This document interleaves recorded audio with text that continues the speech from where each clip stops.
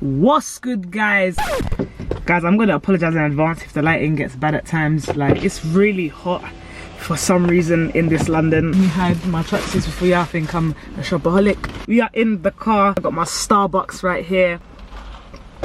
This is very disorganized. I took about like 4 hours trying to find a spot, and then when I found a spot, I tried to turn on my camera and it's telling me there's no memory card. So I had to go buy a memory card with £11 on it. Bought the memory card. Now took it down, it said £32. I'm like, what is going on with you? Got signage? He's like, just run up quickly. I'm like, run up in this sun, like make things make sense, my guy. Oh yeah, we made it, man, we made it, and I'm here. Okay, so let's just start this video. Hope everyone is good, hope everyone is well. Yeah, right, I'm gonna be using my phone because I wrote the layout, you know what I'm saying. This is gonna be part 3 of my period video. Okay, so let me just put some clips in from part 1. We're gonna do the deed. Yeah. Do the damn deed. My parents didn't even know I was having sex. You know what's there, like, there's pads for how long? My dad will be asking questions like, Cassandra. Attach some clips now from part 2. Treatment within 48 hours. Say swear, cure me. I was saying, I laugh if no one referred me. This ain't even funny. If no one referred me, I'm coming to the doctor's surgery. It's gonna be a one-on-one. So make sure you let's go and run that up if you want to know how my periods was at the start, how my periods was the second time going, and yeah, and this is just the current video, so I do advise you to do that. Also, the first video was my first ever video on my YouTube channel, so yeah, just see the change. Give me some ratings, guys, please. Yeah. I'm changing like camera angles. Sandra, would you think you're calm the hell down? Okay, guys, I think we're gonna leave it like this. What do you think? Should I leave it alone? I want to be looking ugly on cam, man. To my mans. I'm gonna jump into how my periods have been currently. It's an on and off type thing. Do you know what I mean? My last 3 periods was bad, but the period before that was okay. The period before that was bad. The period before that was okay. Yeah, it's still painful. I did find my medication again. I was taking Feminax, the pink packet. I found them again. So for now, I'm okay. They are actually helping me control the pains with my period, not so much the bleeding. And so yeah, nothing really has changed. It's still the 7 days pain before, and then my period will be lasting for 7 days. It's still the same in terms of pain for 5 days. 5 days I'm homebound. The next 2 days I'm okay. I'm waiting for it to finish and I would say that when the period is good, on the days that the period is okay and it is controlled by the medication, I would say that, you know, the first 4 days I'm in the house, and the other 3 days I'm not in the house. I can literally be running around. Okay, but yeah, you would remember that I had called the doctor and asked the doctor to give me an update. Well, things just changed. Do you know what I'm saying? Like, I was waiting for the gynecologist and I feel like God was just slapping them in their head to give them a bit of sense. I got a phone call. I think it was in the month of April, something like that, because I know I was decorating my kitchen. Remodelification video is going to be done in the video description. Make sure you go run that up as well to see my kitchen revamp and yeah, how we put in the work. Yes, this was a woman saying, oh hi, I'm calling, I know you're waiting for the gynecologist, but would you mind being seen in a private hospital? So I was just like, oh okay, I don't mind as long as I'm gonna get seen, So then she hung up the phone to me and she said that someone else will be calling me. No, she said that a letter will be sent to my house. They can now tell me the next steps and when I'm gonna have my appointment, such and such. I got another call actually, and that was someone booking me in to be assessed by the hospital now. Do you know what I'm saying? So now I'm thinking in my head like, oh, am I gonna have to like explain the whole situation all over again to somebody that, like, it's just long for me. 3 parts. So the first part was like, oh, am I gonna have to explain the whole situation again? The second part for me was like, are they actually going to be listening, and are they actually going to be helpful? Do you know what I'm saying? Because it took me how long for one woman to ask me such questions, for her to actually refer me, for this to be happening is because of one woman. Do you know what I mean? And I've changed doctors how many times, and I've seen how many people from 2016, now we're in 2021. Third thing is like, are they going to find something? Do you know what I mean? Because as much as I want them to find something, the other part of me is scared, like, oh my gosh, like if they find something, this is now a bigger step. So that's all going through my head, as much as like sorting out these builders that are incapable of doing a job, instead of looking for new builders, doing my kitchen revamp, making sure my house is in order. Do you know what I mean? And just making so it's been quite a stressful year. See, I'm just going off topic again. You see, guys, I'm going off topic. Then she went and booked me in to get assessed, and then I ended up having an appointment. I didn't get a letter until August, so I was even like thinking like, oh, how long is it going to take? When I went to this appointment, I was pretty nervous, to be honest, and I think it was actually to get a do you know what I'm saying? I left happy thinking like, oh no, they're definitely gonna find something, because just the other day I was in pain on my period and I was suffering. So I actually did have hope in the 2 women. So I had an appointment about 2 weeks ago, literally like after my period. So I'm just going off my calendar and also the notes that I have. It was apparently like to talk about the results, yeah? First of all, they took an L, this private hospital, because they asked me, did I not get any letters, the results of what they found or whatever? And I was like, no. Like, oh, can you get that printed? So they're printing documents and papers. She's asking me again, okay, so what's the problem with your periods? And I'm like, this is a completely different woman from the woman that I had seen, from the first woman that had. So when I went in to do the follow-up exam, it wasn't, I thought it was a follow-up. I thought it was a follow-up of them gonna explain like what they found, No, it was to them booking something else. Do you know what I mean? Now I'm just telling you guys, like, now I'm actually thinking like, are they fully just like took the piss out of me? Because these says I didn't even get my results back, but they're already moving ahead with step 2, step 3, step 4. When they gave me that anyway, because the assistant had given me the results from that, let me read a sentence. The anteverted uterus had a smooth contouring measuring 9.2 times 4.5 times 5.5 cm. It was enlarged for a new parallel uterus. I don't understand all of that. I am not a doctor. So obviously when she's handing me all these letters and stuff, I'm trying to skim through it, because at the same time she's trying to talk to me about the next steps. And I'm just like, how is this going to work? You're talking to me about the next steps, but you've given me all these letters and I don't even understand what it is. So I'm trying to ask her like, what's going on, and she's like, oh, if you don't understand it, don't worry, the next time you see me, the next time we're going to speak about it. So in my head I'm like, all right, cool, like this will be fine. Then now I'm gonna be in control of the next appointment, because I'm gonna know exactly what I'm gonna be there for. But it didn't even work like that. So now she's giving me all this information, and then she comes up with something saying that she found a tissue or a cancerous tissue, and they're gonna have to perform a outpatient hysteroscopy or something with them smart ass goofus words. And then she just starts handing me 5-6 leaflets about like how it's gonna be. I don't know if you guys can see, there's 1 there, 2, 3, 4, 5, 7, 4, 5, 7, and she just starts telling me like all this stuff, and and then she starts saying, oh, do you want to be asleep or do you want to be awake? And then after, when I'm deciding, I'm like, I don't know, you just told me that you found some tissue, because I'm scared now, like, do you know what I'm saying? Because they found some tissue. She goes, oh, but don't worry, we're gonna remove it the next time. And then I'm thinking in the back of my head like, okay, if you're gonna remove it the next time, then when is it gonna be the time for me to actually ask the questions about this mini surgery that you want to perform? I mean, am I getting taken for a mug? And then after that she's asking me, oh, do I want to put a type of contraception inside of me to help me manage out what's going on? I have no idea what is going on. You have not told me what is going on. And in my head I'm thinking, how are you trying to give me something when you don't even know what it is? You're going off your assumptions. No one works off assumption. You cannot assume nothing about the human body, because just like this, something can go wrong and you can get yourself really messed up. She starts speaking about all of this stuff and I'm just like, listen, I'd rather be asleep. I said, she goes, it's gonna hurt. It's gonna be like a period pain, and it's gonna be like a period pain, but it's gonna last for just 2 minutes. So I was like, you know what? My periods are quite bad, innit? So I was like, nah, let me go to sleep.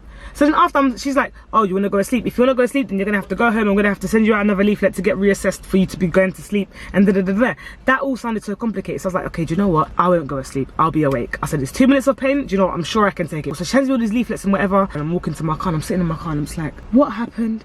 And you know, like everyone that knows me is knowing I'm going to go into the overthinking thing. Now I'm calling one of my friends and I'm like, this is what they said. You know, they're just giving me all these leaflets and But the one thing that I found from them giving me the leaflets is that when they're gonna carry out this wait, let me get the name up. Hysteroscopy, yeah? They're gonna look for the following: endometriosis, and they're gonna look for PCOS, and they're gonna look for something called adenomyosis.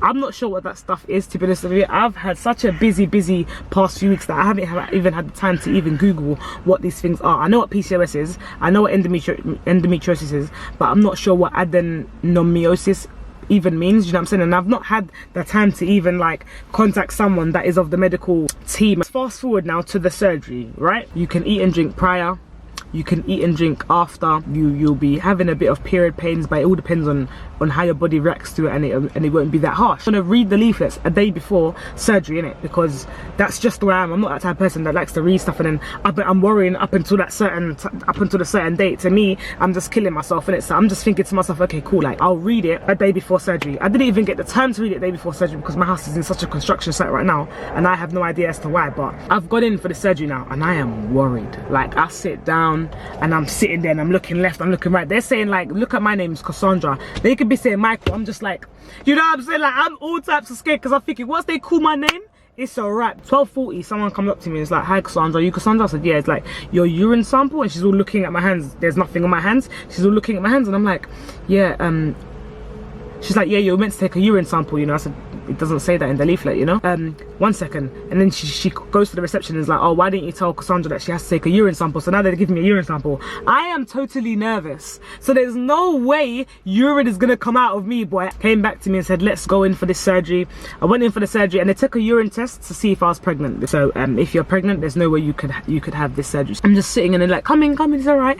And one of the women's all touching my arm. This is how I know it was gonna hurt, because you know when they're giving you them sympathies and all of that stuff, like, oh girl, you don't know what you're in for. So she's like, come in. So I'm all walking in the room now. I'm seeing like screens everywhere. I'm seeing like a chair with them two things, like, because you know, like one leg's gonna be here, one leg's gonna be here in it. So I already knew that, and I was thinking to myself, oh yeah, this is really happening, Cassandra. There was no time for me to have an assessment with a woman or ask her anything about the situation. They just wanted my consent. They wanted me to sign a few papers, know the effects that can happen with the histo blah blah blah. So then now I'm thinking to myself, like, bro, I should have really went asleep for this. Do you know what I mean? But you know, I'm here now, so let's just get on with it. So there's two women, and then there's another, and then there's the same woman that I was speaking to prior, that just handed me all these leaflets and acted like I knew what was going on and I knew all these smart technical words. So I was thinking, oh man, this is gonna be the same woman, like, and I wasn't too pleased, you know what I'm saying, because of the fact that she didn't even explain anything to me prior. So I kind of knew that she wasn't gonna explain anything to me now. What I want to know is what you lots found in the first scan. Do you know what I'm saying? And then like a sort of like a breakdown of the letter so that I can understand word for word. Now some people might not want that. That's probably the reason why they don't want that. But I think that they should take time with every single person. Back to this dangerous surgery now. I'm just joking. Back to this surgery now, and I'm walking in and she's like, what you're gonna do? There's like this little sheet and I see like a pad. And I see a gown. So I'm like, why has she bought a pad? Like, I'm checking myself. I'm thinking like, I wear thongs. The only time I wear knickers is when I'm on my period. So I'm thinking to myself like, I know I'm not about to. And after that she comes and she's like, okay, what you're gonna do is just take off the bottom half of your clothes, you know what I'm saying? Just wear the gown on, you know, like that. So now I do that. I'm so nervous. I'm still nervous, do you know what I'm saying? And then after that I go into, I take the curtain out. I'm like, yeah, I'm ready. So everyone's like, come on Cassandra, it's all right.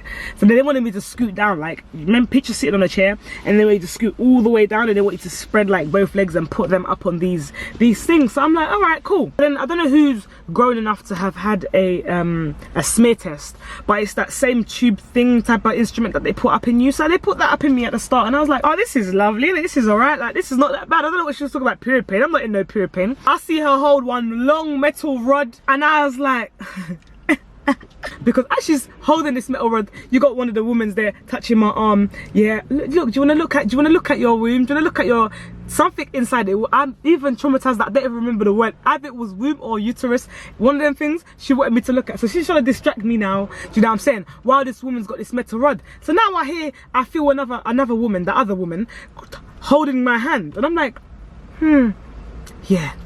When that instrument went in me, you know, my whole body rose up. I was like, ah!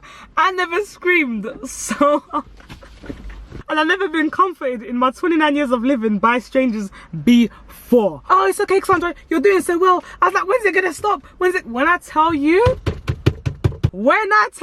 that pain, guys, listen, I am still traumatized till now. I even want to find out what instrument that is. I probably might have to try and find if there's going to be one on YouTube or something, because I really want to know what they done to me.